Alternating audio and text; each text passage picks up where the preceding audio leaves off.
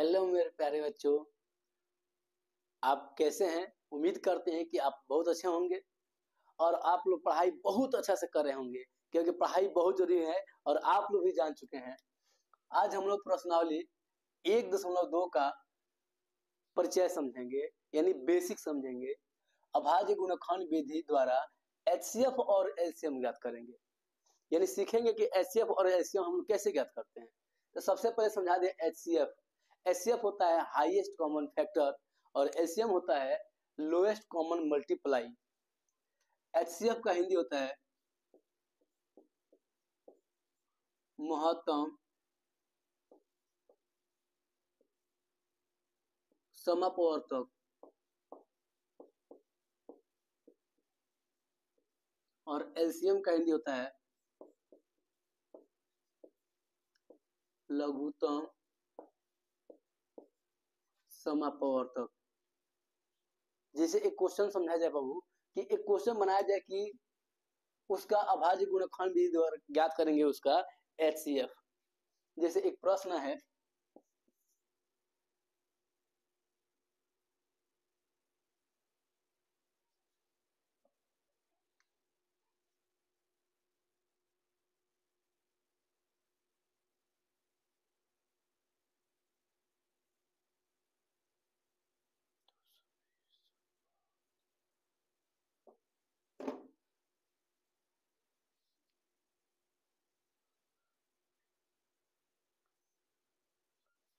जैसे एक प्रश्न है 240 और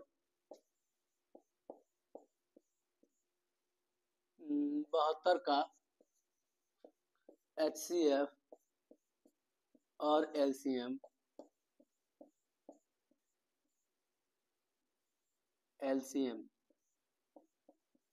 अभाज्य गुणनखंड विधि द्वारा ज्ञात करें।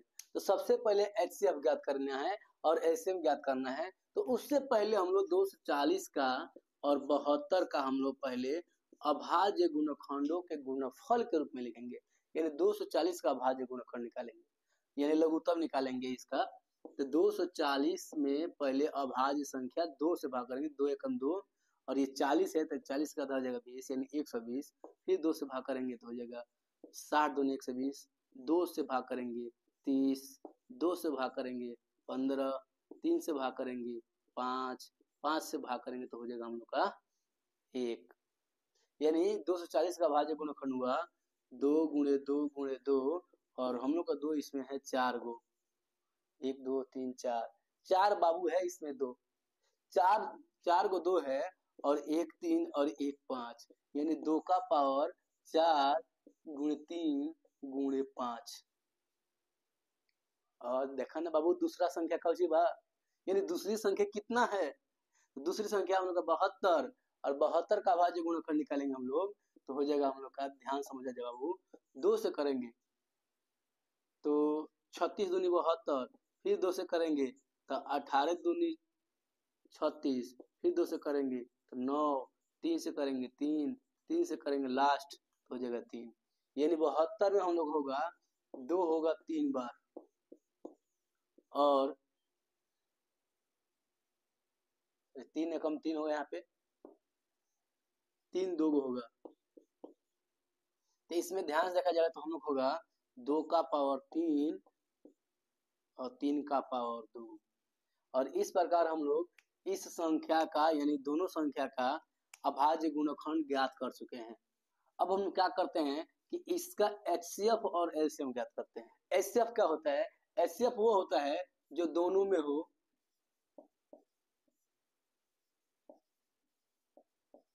उसका कम पावर या कम घात। तो सबसे पहले ध्यान से देखा जाए कि दोनों में कौन है, यानी 240 और 72 के दोनों में कौन है। तो देखा जाए इसमें भी 2 है, इसमें भी 2 है, इसमें 3 है, इसमें 3 है, इसमें 5 है, इसमें 5 नहीं, यानी दोनों में क्या है? तो 2 भी है और 3 भी है, उसका कम घात लेंगे, कम माने छोटा सा घात लेंगे। छोटा घात होगा 2 का पावर 4 है, यहाँ पर 2 का पावर 3 है तो 2 का पावर 3 छोटा घात होगा।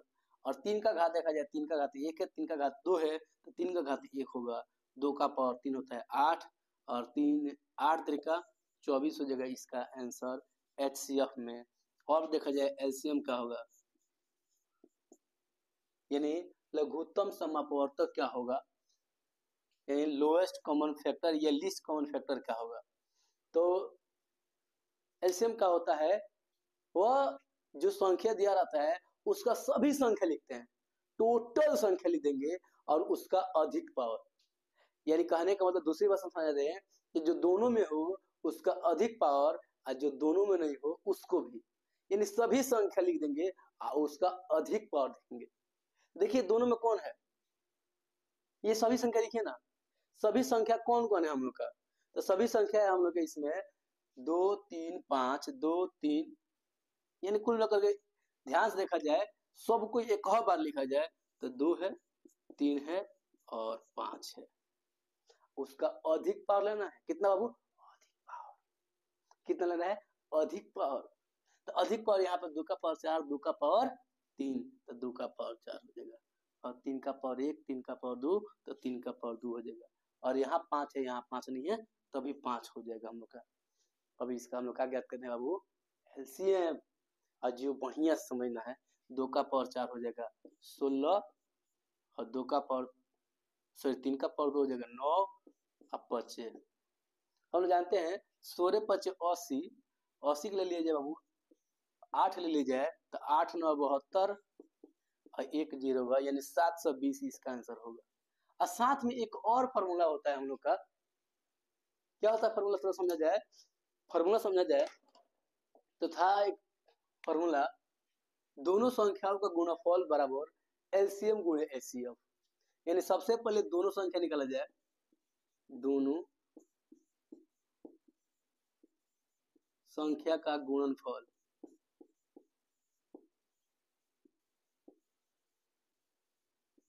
दोनों संख्या का गुणनफल ज्ञात किया जाए तो क्या होगा समझा जाए पहले।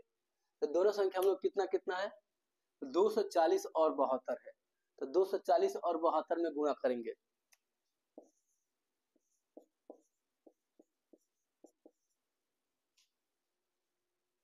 साथ ही हमने एक और जो फॉर्मूला जानते हैं, दोनों संख्या का गुणनफल और LCM गुणे HCF बराबर होता है LCM गुणे LCM।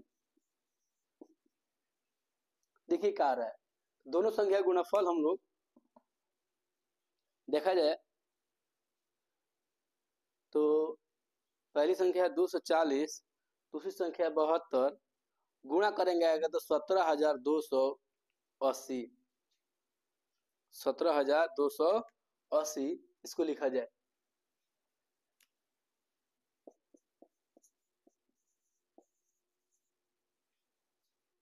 ठीक उसी प्रकार हम LCM गुणे LCM ज्ञात करें, यानी HCF कितना है 24 और LCM कितना है 720, यानी 24 और 720 में गुणा करेंगे तो क्या होगा, देखा जाए 24 गुणे 720, तो ये भी हम लोग का उतना ही आया 17,280। इससे हम लोग का यही निकला निष्कर्ष कि दोनों संख्याओं का गुणनफल क्या निकला, यहाँ पे एक फॉर्मूला निकला कि दोनों संख्याओं का गुणनफल हमेशा HCF गुणे LCM के बराबर होता है। वो दोनों संख्या का गुणा किया जाए और LCM और HCF का गुणा किया जाए, सॉरी HCF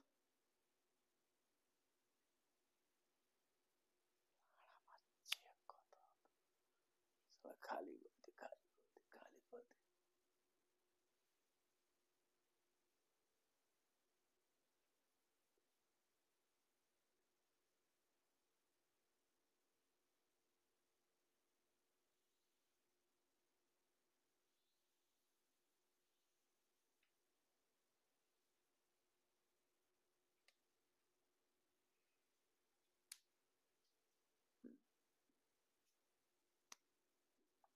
भाग साला।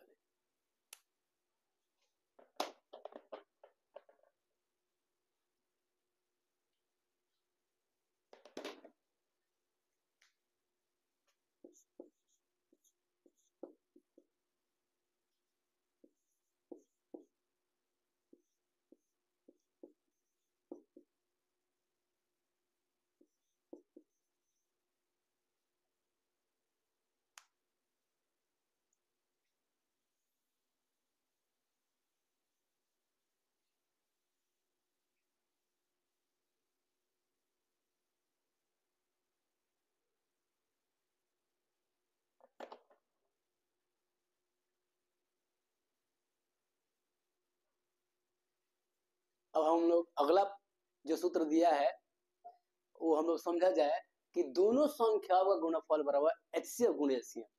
यानी एक और सूत्र हम लोग पहले जानते हैं, उसको पहले यहाँ सिद्ध किया जाए। दोनों संख्याओं का गुणनफल का गुणनफल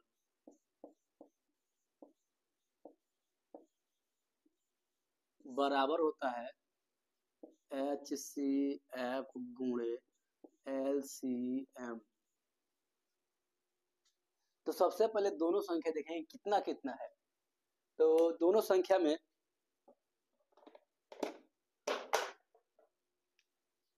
पहला संख्या है 240 और दूसरा संख्या हम लोग का है 72।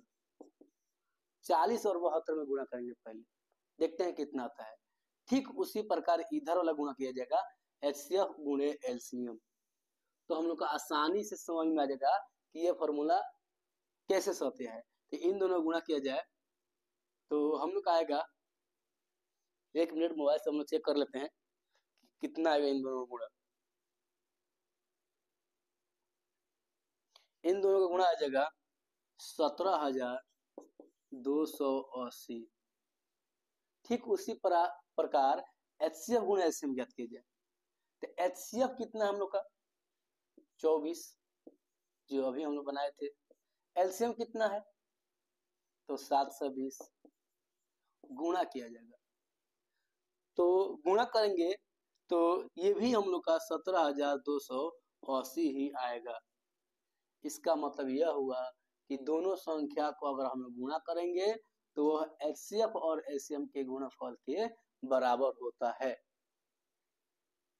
अब हम लोग समझना है कि क्या तीन संख्या का होते गया।